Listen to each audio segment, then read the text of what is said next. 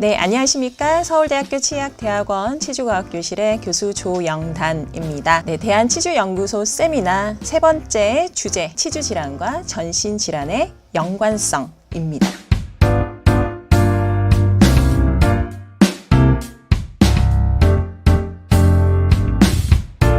우선 첫 번째 심혈관계 질환부터 보도록 하겠습니다. 심장에서부터 뻗어져 나가는 혈관, 혈액하고 관련된 질환들이죠. 고혈압, 허혈성 심장질환, 간상, 동맥질환, 협심증 등등등 혈관이랑 관련된 질환들이 다 포함이 된다라고 볼 수 있고요. 이 동맥경화 또는 혈관이 좁아지는 이런 것들로 인해서 스텐트 시술 받으시는 환자분들도 많으시죠. 듣다 보면은 이거 내 얘긴데 하실 거예요. 자, 치주질환과 그럼 심혈관계 질환은 어떤 연관성이 있느냐, 거기에 대한 연구는 너무나도 많습니다. 구강 내에 있는 이런 구강세균에 의해서, 자, 구강세균 중에서는 충치를 일으키는 충치균도 있고요, 치주질환을 일으키는 치주세균이 있습니다. 대표적인 게 이제 피징지발리스라고 하는 세균인데요. 예전에 차태현이 광고하는 치약 광고에서도 이제 진지발리스라는 거 아마 들어보셨을 거예요. 그만큼 유명한 그런 세균이고요. 자, 이런 세균에 의해서 잇몸에 염증이 생기는 게 치주질환이다. 자, 염증이 생기면 우리 조직이 어떻게 될까요? 조직이 느슨해집니다. 자, 우리가 여드름 같은 거 다 염증이죠, 그죠? 이렇게 만져보면은 몰랑몰랑하죠, 그죠? 느슨해집니다. 조직이 느슨해져요. 자, 그렇게 느슨해진 틈을 타서 이런 세균들이 이 혈관을 타고 들어오게 되는 거고요. 이런 세균뿐만 아니라 세균이 만드는 여러 가지 물질들, 염증맥의 물질들이 다 혈관을 타고 돌아다니게 됩니다. 자, 이렇게 혈관을 타고 돌아다니다가 내가 가고 싶은 곳에 가서 거기서 정착을 하면서 질환을 일으키는 건데, 이게 혈관을 타고 다니는 이런 게 있다 보니까 혈관에 관련된 질환들이 많이 생길 수밖에 없겠죠. 이렇게 혈관의 관을 좁게 만드는 이런 것들도 있고요. 치주 세균에 의해서 심혈관계 질환들이 많이 발생할 수 있다라고 얘기하고 있습니다. 자, 치주 질환을 일으키는 많은 요인들, 흡연이나 아니면은 당뇨, 아니면은 나이가 드는 거, 몸의 지방, 그러니까 비만 상태, 이런 것들에 의해서도 이러한 심혈관계 질환이 더 악화가 될 수 있다라고 말씀드릴 수가 있겠습니다. 치주 질환 안 생기도록 해야 되고요. 잇몸 건강 중요합니다. 전신 건강하고 연관이 되어 있기 때문이죠. 대한치주과학회에서는요, 매년 이제 잇몸의 날에 행사를 하고 슬로건을 내세웁니다. 제14회 잇몸의 날에도 이제 건강한 잇몸은 심혈관 질환의 위험성을 줄입니다 라고 하는 이제 슬로건으로 저희가 행사를 했던 적이 있고요. 항상 말씀드리는 게 하루 3번 이상 칫솔질을 하고요. 1년에 2번 스케일링을 하고요. 치아 사이사이를 닦아주는 치간 칫솔을 사용하자. 3, 2, 4 수칙을 내세우고 있습니다. 하루에 3번 칫솔질, 1년에 2번 스케일링, 사이사이 닦는 치간 칫솔 사용하시나요? 만약에 안 하고 있다, 얼른 이 3, 2, 4 수칙을 따라주시길 바랍니다. 그래야 100세까지도 건강하게 튼튼하게 살 수가 있습니다. 자, 심혈관계 질환 약물을 보게 되면은요, 많아요. 이런 약물을 드시는 분들이 치과 오면서 질의 겁을 먹고 치과 가면은 피가 나니까 이런 약을 끊고 가야 될까 하고 그냥 본인이 자의로 그냥 끊고 오시는 분들 계시는데요. 이런 심혈관계 질환 약물들은요, 다 이제 혈관에 관련되어 있는 약물들이고 혈압을 정상으로 유지를 하기 위한 약물이기 때문에 무단으로 끊으시면 안 됩니다. 다 드시고 오셔야 되는 거예요. 항상 혈압은 정상으로 유지를 해야 되기 때문이죠. 자, 심혈관계 질환자에서 우리가 치과 치료 전에 확인할 부분은 항혈전제에 대한 복용 여부입니다. 자, 항혈전제라고 하는 거는 피를 묽게 만드는 거죠. 자, 대표적인 항혈전제가 아스피린이 있습니다. 피를 묽게 한다, 즉 혈관 안이 좀 깨끗하도록 만들어준다라는 거고, 피떡이 만들어지지 않도록 만들어준다. 혈소판 응집을 방해해서 혈전 생성을 억제하는 항혈소판제 또는 항응고제, 이런 것들이 있어요.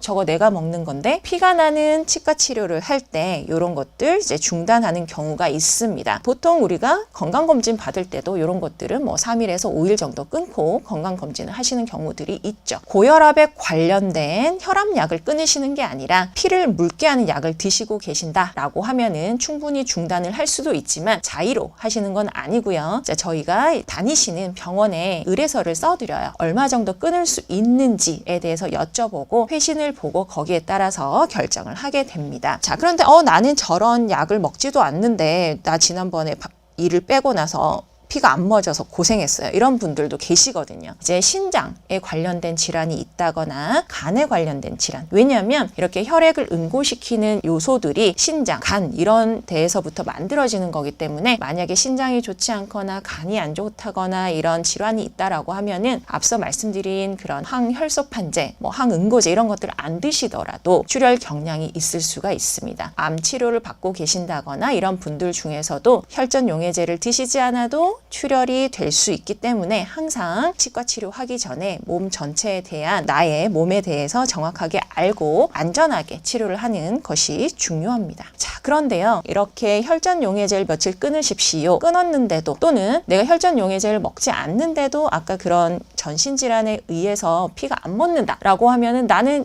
큰일 나나요? 아니에요. 자, 치과에는 다 이런 국소적 지혈제를 항상 보유하고 있습니다. 그래서 만약에 이제 피가 안 멎어요 라고 하는 게 있으면 바로 치과에 오시면은요 이런 지혈제를 가지고 지혈을 할 수 있는 방법이 있으니까 너무 걱정하지 마시고요. 치과 치료에 대한 무서움도 떨쳐버리시기 바랍니다. 자, 그래서 저희가 항상 발치를 하든 아니면 임플란트 수술을 하든 환자분들한테 항상 주의사항을 말씀드려요. 이거는 꼭 지켜달라. 자, 이렇게 해야 지혈이 되고 지혈이 되어야지 그 다음에 치유가 되는 순서로 넘어갈 수 있게 됩니다. 자, 꺼즈는 최소 1시간 정도는 꼭 물고 있기라고 말씀을 드리는데 환자분들이 꺼즈를 1시간 정도 물고 있는 거를 힘들어 하시죠. 압박 지혈이라고 하는 건데요. 이런 피부에 피가 난다라고 했을 때 제일 먼저 어떻게 하나요? 누릅니다. 치과 치료를 받고 나서 피가 난다라고 하면은 첫 번째가 누르는 거다. 꺼즈를 넣고 꼭 물고 있는 거다라는 거고요. 자, 입에 고인 침이나 피, 이게 너무 피를 어떻게 삼켜야 하시면서 계속 꺼즈를 문 상태로 이걸 막 뱉어내시는 분들이 계세요. 절대 안 돼요. 자, 입에 고인 침이나 피 뱉지 말고 삼키셔야 되시고요. 이걸 뱉어내기 위해서 이러면서 이거를 계속해서 뿜어내시는 분들이 있는데 그러면은 이 수술한 부분에 압력이 걸려서 피떡이 만들어지지 않고 계속해서 출혈이 되게 됩니다. 절대 뱉지 말고 삼키시라고 말씀드리고요. 내 침이고 내 피기 때문에 삼키셔도 아무 문제 없으세요. 자, 술, 담배 당연히 금지입니다. 왜냐? 치유를 방해하기 때문이죠. 자, 치료 부위에 궁금하다고 이제 계속 들춰보시고 실 있는 거 실 걸리적거린다고 손가락으로 혀로 만져보시고 이러시는 분들 계시는데요. 그냥 잊고 사세요. 또 하나 중요한 거는 음료 마실 때 빨대 이용하지 마십시오 라고 말씀을 드리는데 빨대를 사용하게 되면은 압력이 걸립니다. 지혈되는 과정에 만들어진 피떡이 나올 수가 있어요. 그러면은 또다시 지혈의 첫 번째 단계로 넘어가게 되는 거예요. 리셋이 되는 거기 때문에 지혈이 잘 안 됩니다. 그래서 음료 드실 때 빨대 말고 그냥 이렇게 마시도록 말씀을 드려요. 붓지 않도록 냉찜질 열심히 하시라고 말씀드리거든요. 그래서 이를 뽑는다거나 아니면 임플란트 수술한다거나 하면 바로 얼음팩을 드리죠. 붓기 전에 냉찜질을 꼭 하셔야 되는 거고요. 붓고 나서는 냉찜질을 하면은 초반에는 이제 도움이 좀 될지 몰라도 이 후반부에서는 그렇게 도움이 되지는 않습니다. 그래서 냉찜질은 붓기 전에 하는 거다. 꼭 명심하시고요.